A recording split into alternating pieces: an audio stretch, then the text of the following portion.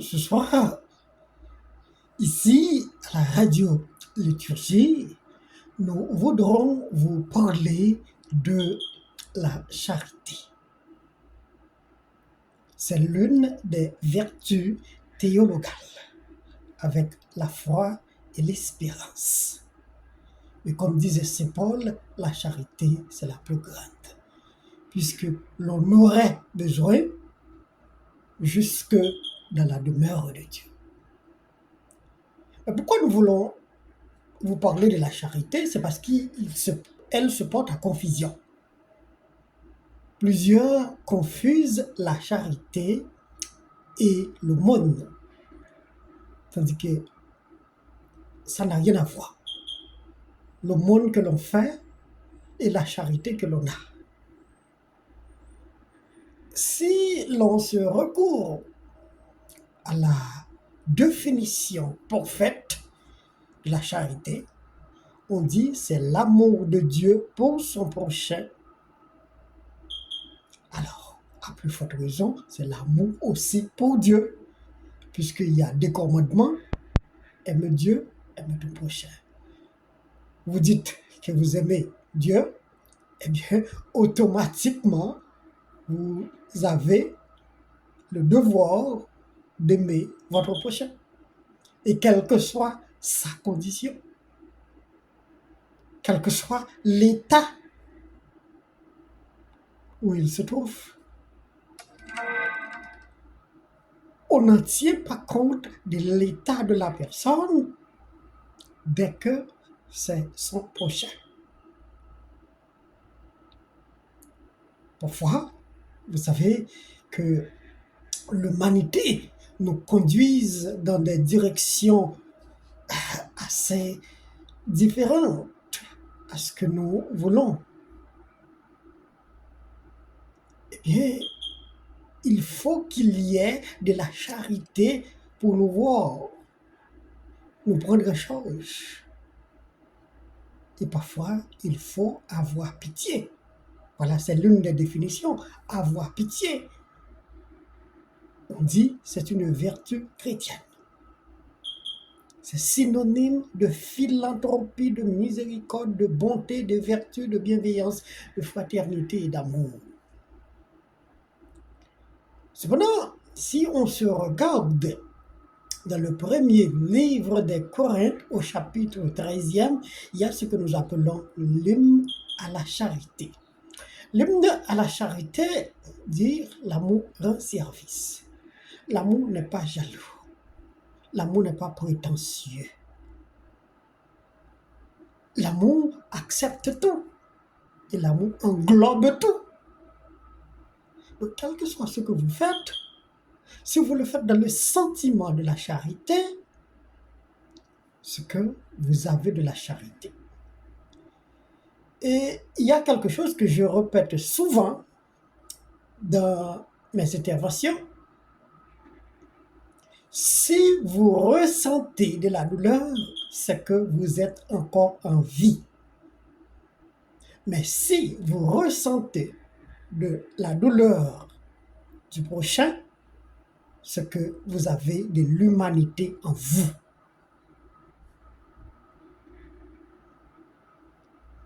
Je traduis.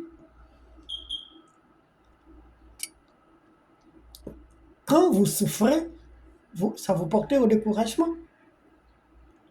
Mais attention, la souffrance veut vous réveiller, veut vous conscientiser sur votre existence.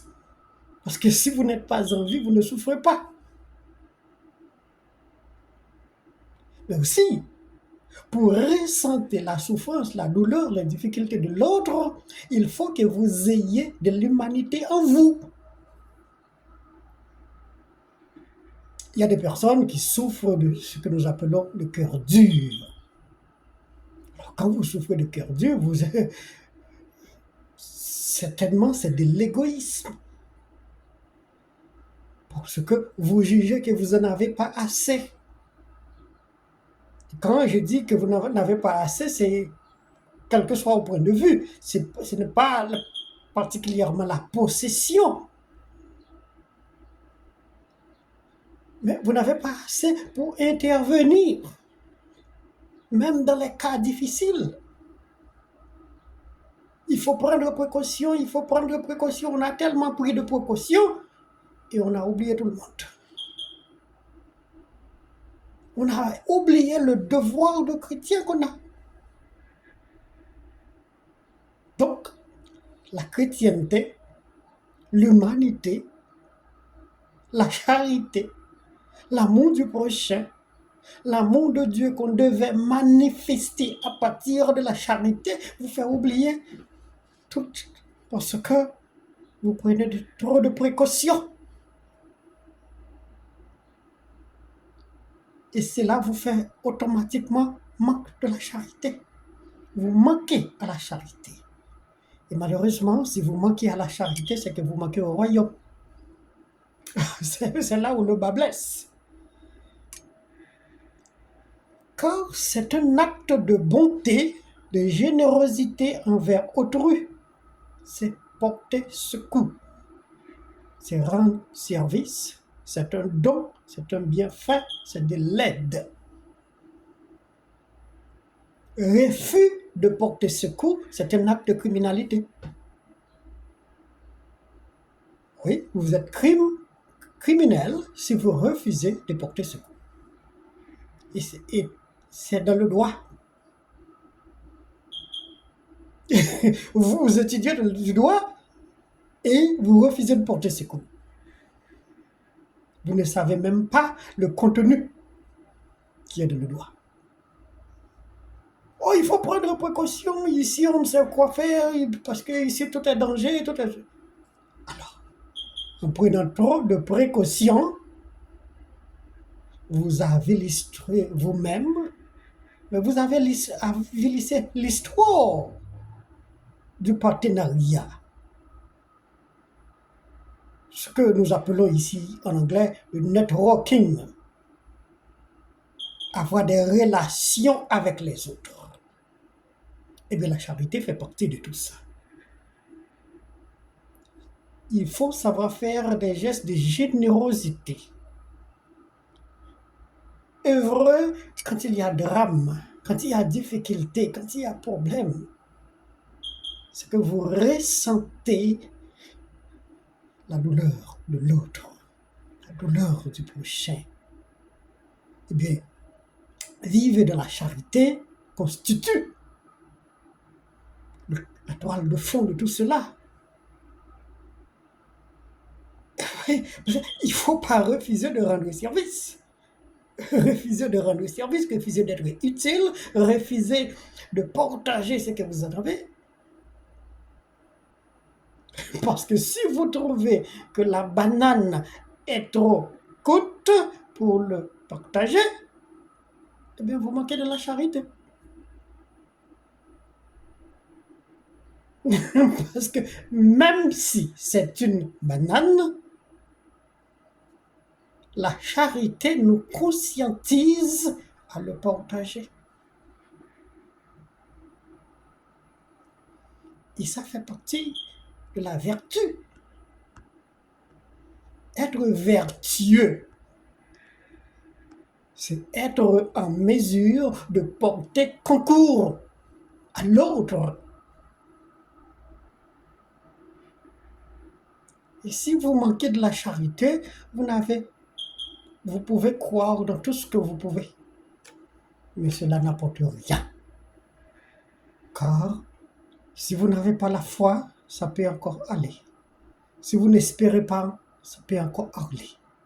Et si vous n'avez pas de la charité en vous, c'est que vous êtes perdu.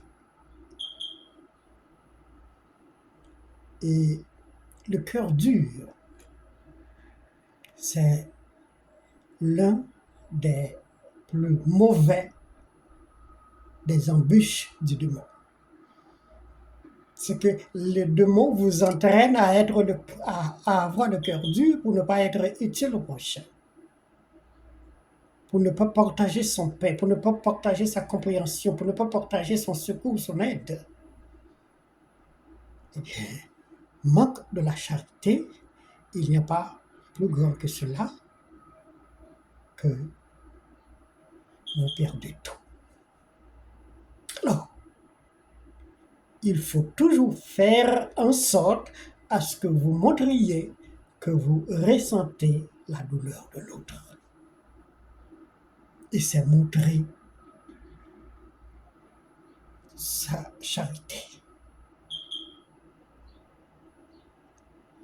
Mais le plus souvent aussi, il y a ce qu'on appelle le manque de charité. Manque de charité, c'est quand vous moquez à ceux qui n'ont pas, à ceux qui n'ont rien, à ceux qui sont handicapés, à ceux qui sont malades. Quand vous n'êtes pas assez utile, oh moi je souffre déjà de la douleur, je ne pouvais pas l'aider. Ah bien? Donc vous ne pouvez pas aider parce que vous souffrez de la douleur. Et je vous ai dit que la douleur prouve que vous êtes en existence. Mais ressentir la douleur de l'autre prouve que vous avez de l'humanité, vous. Alors, ne pas manquer à la charité, ne pas blesser l'autre. Mais ce n'est pas seulement ne pas le blesser, c'est faire en sorte à ce que vous êtes utile à son cas.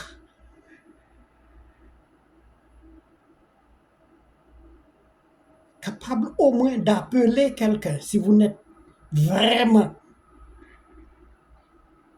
pas capable, mais au moins appeler quelqu'un.